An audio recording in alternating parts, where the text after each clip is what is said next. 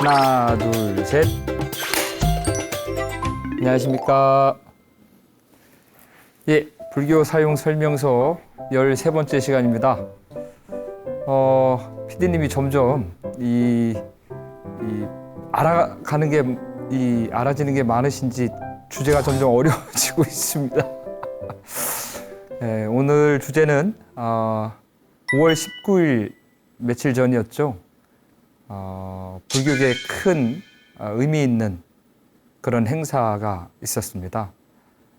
양주 회암사에 100년 동안 소실되었던 미국 보스턴 박물관에 있었던 회암사 사리탑이 반환이 돼서 본래 자리로 돌아온 뜻깊은 그런 행사를 치렀습니다. 회암사는 고려 이제 조선 건국하는 이성계의 아주 뜻깊은 사찰인데요.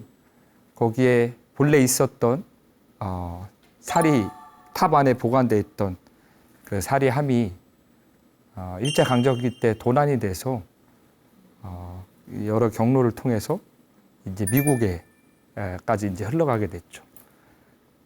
그 사리함에는 세 분의 부처님과 두 분의 큰 스님의 이제 사리가 모셔졌다 그래요. 뭐 석가모니 부처님, 가섭 부처님, 정강 부처님, 그다음에 남할 선초, 고려말 조선 초의 이제 큰 스님이었던 지공 스님, 나홍 스님의 그 사리까지 이렇게 보관돼 있었다 그래요. 그래서 그것이 이제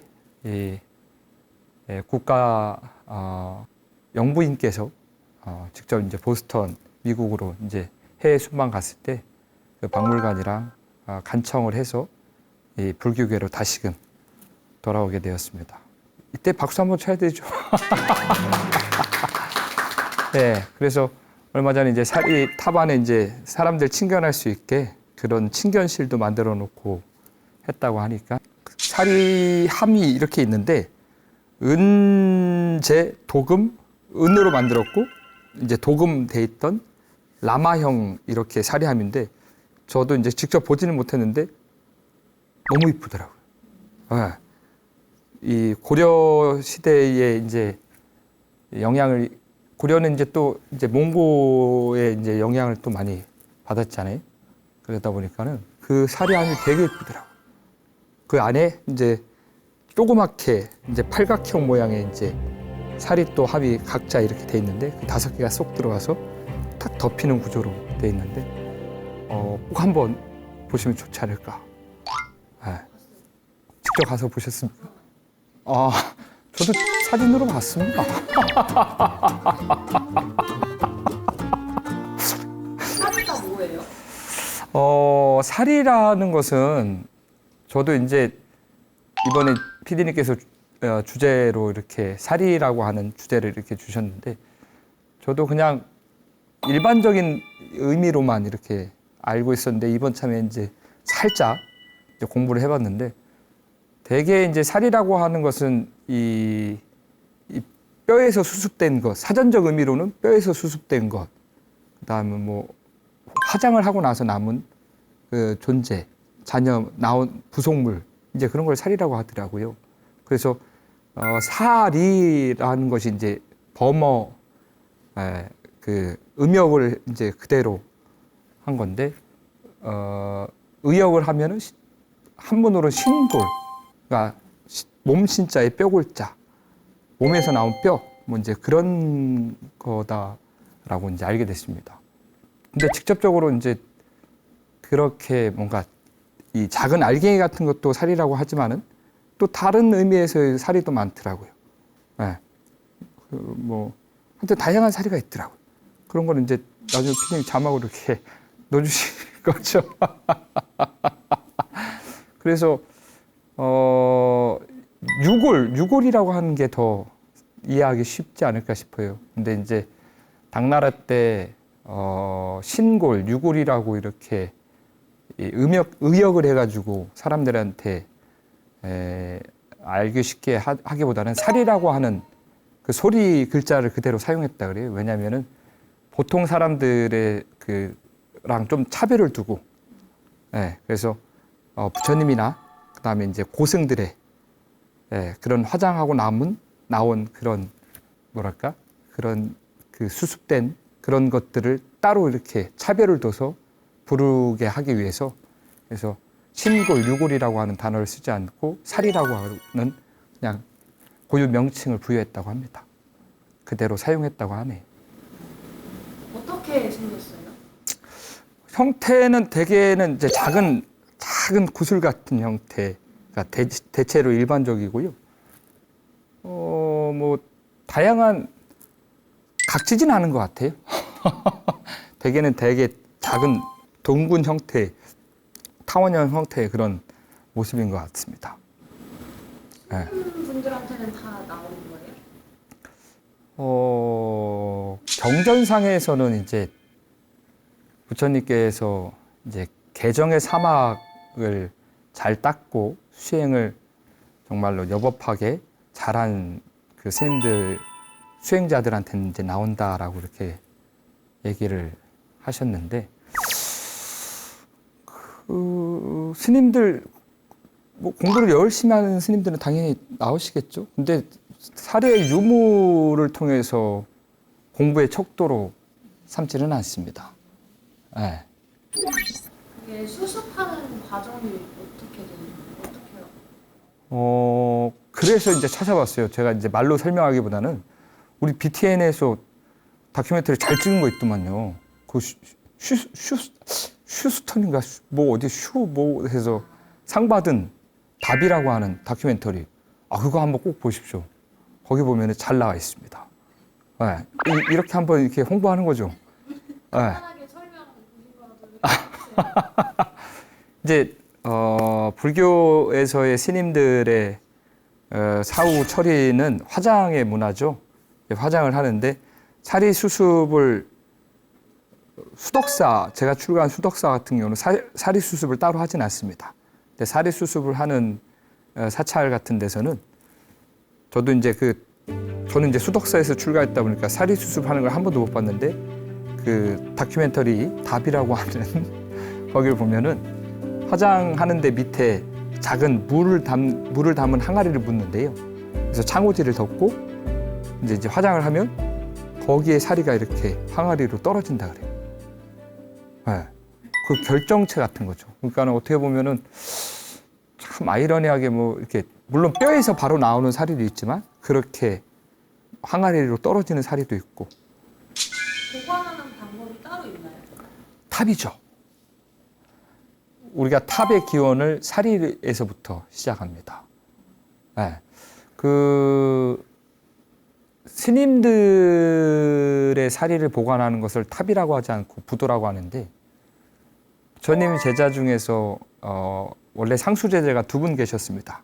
누구실까요? 공부 예습을 기대하진 않지만은 복습도 안 하는 건 이게 네, 부처님의 10분의 제자 중에서 사리불 존자님과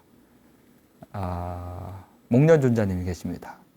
네, 지혜의 제일인 사리불 존자님과 신통 제일인 목련 존자님. 근데 이 두 분은 부처님보다 먼저 인멸해 드십니다. 먼저 이제 신체의 인연이 다 하시는 거죠. 그래서 두 상수 제자가 먼저 인멸을 했고 이제 화장을 당연히 했겠죠. 이제 화장이라는 건 인도 그 장례 문화니까. 네, 거기서도 이제 사리가 좀 나왔었나 봐요. 그래서 부처님 살아생전에 그 2분의 탑이 이 건립됐다고 하는 이 기록이 있습니다. 그래서 그리고 부처님이 살아생전에 이 극고독 장자라 그래서 그분이 이제 부처님의 머리카락, 손톱 뭐 이제 그런 것들을 받아서 살아생전에 이렇게 또 탑을 짓기도 하고 이제 부처님의 바루를 담은 탑을 짓기도 하고. 근데 경전에서는 이제 제일 유명한 것은 이제 부처님의 인멸을 하고 나서 부처님이 이제 인멸, 열반 이제 신체까지도 다 조건이 다 한 걸 무여열반이라고 그러거든요. 살아계실 때 깨달음은 유여열반. 네, 이제 신체적 인연까지 다 마친 걸 무여열반이라고 하는데 부처님이 이제 열반에 드십니다. 열반에 드시고 이제 화장을 하죠. 화장을 하는데 되게 많은 사리가 나왔었나 봐요. 84,000. 네, 84,000 과라고 하거든요.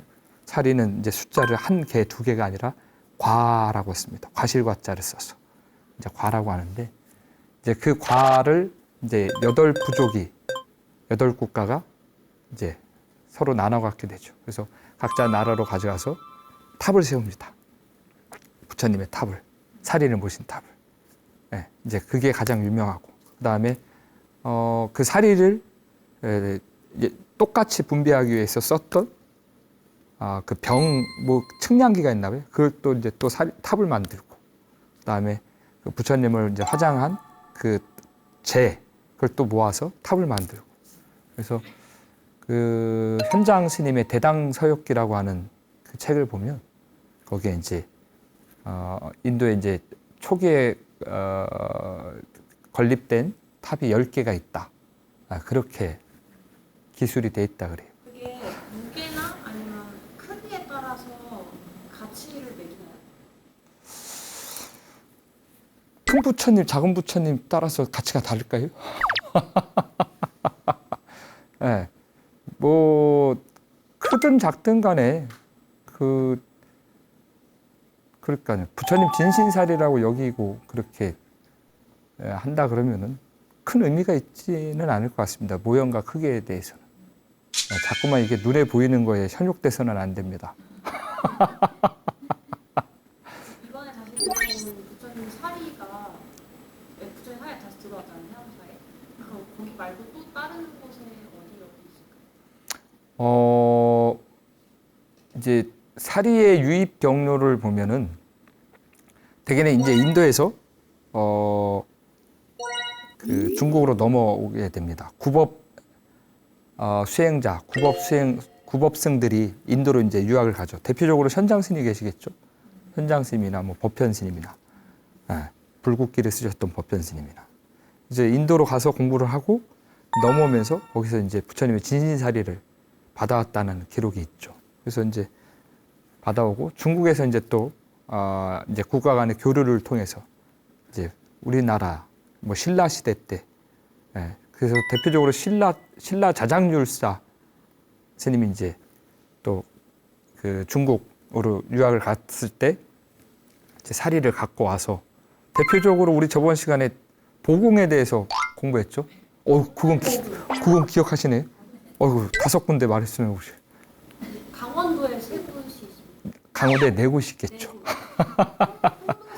그렇습니다. 대표적으로 이제 그 보공이라고 하는 것은 부처님의 진신사리를 모신 곳을 이제 보공이라고 해서 강원도에 이제 4곳이 있고 통도사에 이제 1곳이 있고 그 외에도 이 부처님의 진신사리를 모셨다라고 하는 사찰들이 많이 있습니다. 그냥 대표적 상징성으로 자장률사가 이렇게 갖고 온 사리를 이렇게 모신 사찰을 그렇게 5군데로 이제 대표적으로 이렇게 서술한 것이지 우리나라 보면은 진신사리를 모신 사찰이 많이 있습니다. 그렇게 많으면 진짜 가짜를 어떻게 구분할 돼요? 그 나무로 만들었다고 진짜 부처예요? 아니 이제 뭐 진짜 가짜에 그게 진짜면은 뭐 특별해지고 가짜면 달라지는 건가요? 네. 사리라고 하는 신앙은 그런 물론 이제 진신사리라고 하지만은 그 불교의 목적은 뭐라 그랬죠? 부처가 되는 게 불교의 목적입니다. 내가 생사윤회의 고통에서 벗어나고자 노력하는 거. 그게 불교의 목적입니다. 내가 부처가 되는 거. 이게 불교로 사용하는 진짜의 궁극적 의미지. 불교의 사용은 그런 것이죠. 그래서 이제 혹자들은 그러죠. 아니 부처님의 뭐 그래 아닌 말로다가 부처님의 사리가 84,000개가 나왔다고 치자. 근데 전 세계에 그렇게 많은 탑이 있는데 그게 다 부처님의 사리를 모셨을까? 84,000개는 넘을 거 아니에요? 그죠? 근데 이제 불교에서는 이제 사리는 분가한다 그래요. 증가한다 그러죠. 늘어난다 그래요. 그래서 그거 같은 경우는 삼국유사나 그 조선실록 같은 거 봐도 많이 이렇게 늘어났다 그래요. 그래서 특히 이제 세조 때 사리와 관련된 그 기록이 많이 있는데 기도를 해서 이제 뭐 세계가 400개가 됐고 막 그런 그래서 뭐 정릉에 유명한 절이 뭐 이성계가 태조가 세웠던 절이 흥천사에서도 안치를 하고 이렇게 증과를 한다 그래요. 그렇게 특별한 기이한 현상을 있다라는 거죠. 정말로 재밌는 기록 중에 하나는 뭐냐면 정말로 사리가 증과가 되는지 시험해 보기 위해서 스님들 100명을 모셔다가 기도를 또 시켰다 그래요. 증가가 됐는지 안 됐는지에 대한 최종 기록은 없는데 또 그렇게 했다고 해요. 그래서 삼국유사나 그 그 조선실록 같은 데 보면은 그런 기술들이 많습니다. 근데 아까 말했듯이 사리가 부처님의 진신사리든 그것이 부처님의 진신사리가 아니든 내가 그것을 보고 정말로 신심을 일으켜서 부처님도 이 위대한 길을 걸어가셨는데 나도 이 위대한 길을 걸어가야겠다. 마음을 잘 내봐야겠다. 어떠한 악심을 내지 않고 부처님이 누구나 다 갈 수 없는 길이기에 누구나 갈 수는 있지만 아무나 갈 수 있는 길은 아니기에 나도 그렇게 또 한번 자비심을 한번 내봐야겠다. 그런 마음을 내는 게 스스로를 보호하는 겁니다. 이 험한 세상에서 스스로를 보호하는 거죠. 이게 보면은 그 뉴스 같은 거 보면은 결국은 어떤 마음을 내느냐에 따라서 사람이 평판이 달라지잖아요. 한참 잘 나가는 사람도 한순간의 잘못된 마음 때문에 거의 인생이 자신이 쌓아놓은 그 모든 것들이 한 번에 무너져 버리는 경우를 많이 보셨죠. 그러니까요. 그렇게 마음 한 번 잘못 쓰면은 망하는 거는 금방이지만 이 좋은 명성을 얻기 위해서는 끊임없이 그 선한 마음을 축적을 해야 되거든요. 하루아침에 되지는 않습니다. 불교는 그렇게 마음을 잘 쓰는 거. 그게 불교의 진정한 사용 목적이지. 부처님이 진신사리를 구별하고자 하는 방법은 없습니다. 아닙니다. 충분히 궁금해할 수 있는 질문이었습니다. 사리라는 것이 주는 의미가 무엇일까요? 경전에 보면 이제 사리에 예배 올리고 이제 참배하고 하면 무량한 공덕을 성취할 것이다라고 이제 부처님께서 이제 말씀하신 부분이 있죠. 그러니까 아까 우리 두 분의 상수제자 사리분 목걸련 존자가 부처님보다 먼저 열반에 인멸에 드셨다 그랬잖아요. 그래서 그 수습된 사리를 들고 왔을 때 부처님이 이제 잘 그 탑을 건립해서 잘 모셔라. 그다음에 이제 참배하고 공양 올리고 하면 무량한 공덕이 될 것이다라고 이렇게 얘기를 했듯이 그렇게 이 공덕을 성취하기 위한 하나의 방법인 거죠. 불교에서의 공덕의 성취는 다음 생을 잘 먹고 잘 살기 위해서 공덕의 성취를 하는 것은 아니거든요. 불교의 공덕의 목적은 부처님의 가르침을 만날 수 있는 자량이 되는 거. 내가 다음 생에 세속적인 복락이 아닌 이 생사윤회를 멈추고 열반에 들 수 있는 그 자량이 되는 공덕의 성취의 목적이지 세속적인 복덕의 성취의 목적은 아닙니다. 그러다 보니까는 그렇게 사리 신앙에 많이 이렇게 퍼지게 됐죠. 예.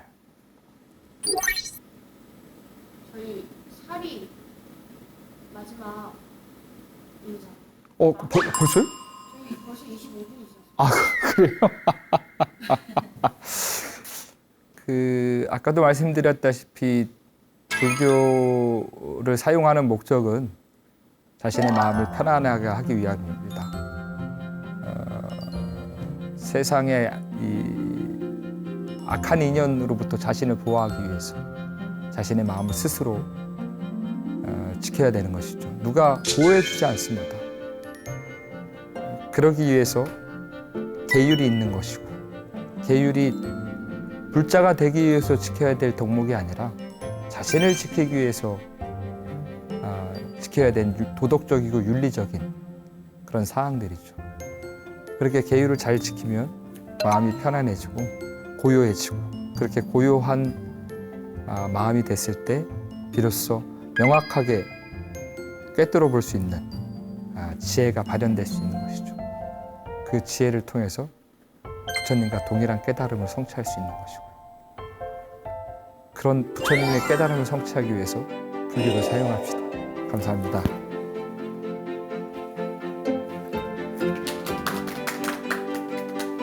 금방 끝나네요.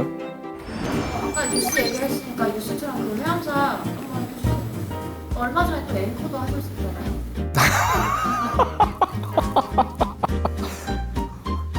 뜬금없이 우리 PD님 막 던지시는군요. 이거 그걸 어떻게 해요, 그거를. 예, 아이고, 알겠습니다. 5월 19일이었습니다. 양조 회암사에서 미국 보스턴에 전시되어 있던 회암사 사리함이 반환되었다는 기쁜 소식을 전해드립니다. BTN 불교 사용 설명서 상준이었습니다. 감사합니다. 이렇게 하면 되는 거예요?